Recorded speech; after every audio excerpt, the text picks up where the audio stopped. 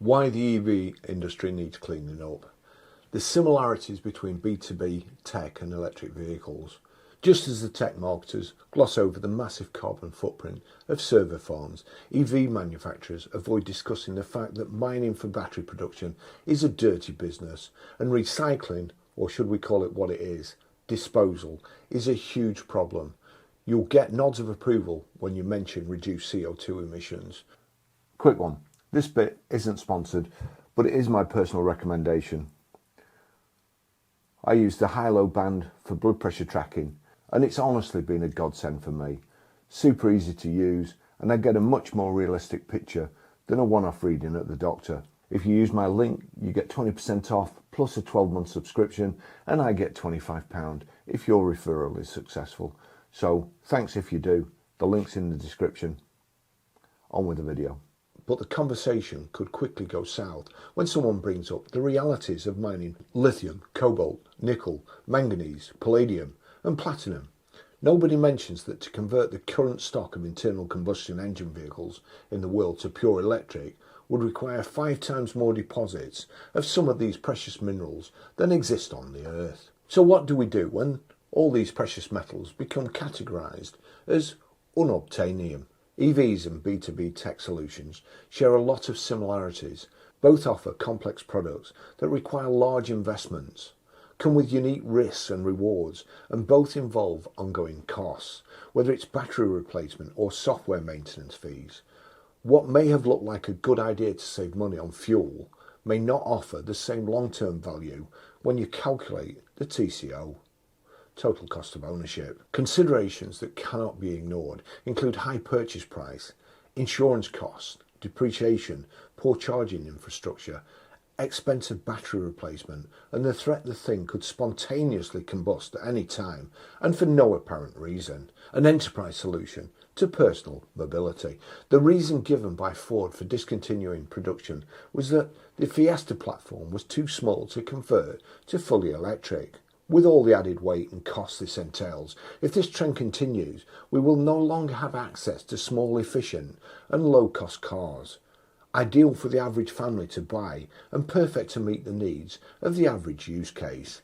These types of vehicles were responsible for mobilising entire nations and generations, lifting people out of poverty, raising living standards and bestowing all of society with the freedom to travel. What will it say about humanity and our economy when entry-level personal transport will no longer be accessible to hard-working but average-earning consumers?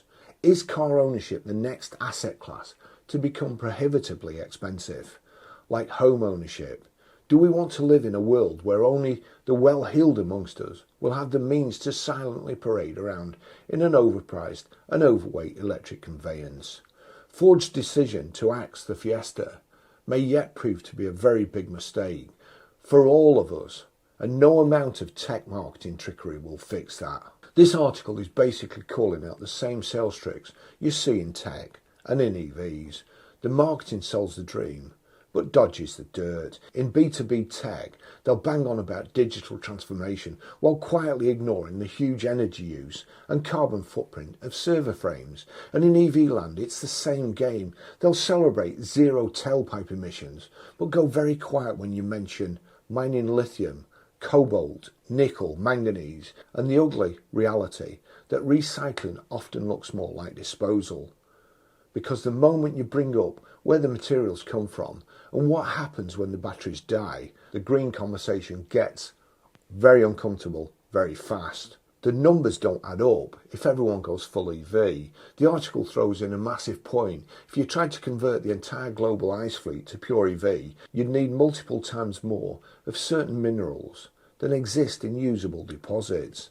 So what happens when those resources become effectively unobtainable? EVs are being sold like enterprise software. Big upfront costs plus ongoing bills. EVs aren't a car you buy. They're being positioned like a managed service. You've got high purchase price, depreciation risks, insurance hikes, charging hassle, and the nuclear one, battery replacement costs. So the promise of cheap motoring falls apart when you look at true total cost of ownership. The real casualty is the affordable small car. The Ford Fiesta example is basically a warning shot. Manufacturers are saying small platforms don't work with EV because of the weight and cost. So we lose the very cars that made car ownership affordable, mobilised working people, kept families moving cheaply. If that trend continues, entry-level motoring becomes like housing, only for people with money. Mass adoption isn't happening naturally. Fleets are propping it up. The article hints at what we all suspect. EVs are being shifted mainly via fleet deals, and nobody wants to talk about the discounts used to make those numbers look good.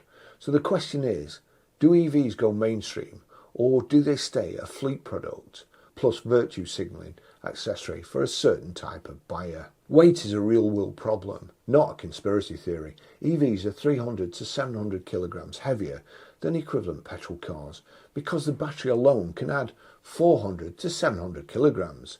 That affects brakes, tyres, efficiency, handling, and it raises a bigger issue people ignore. Our roads and bridges were not built for constant heavy traffic. EVs are being sold with a simplified fairy tale.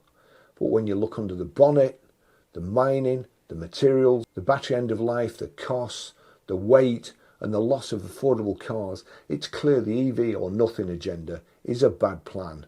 And if we don't address the realities, we're heading for a future where cars get heavier, prices go up, choice goes down, and personal mobility becomes a luxury product.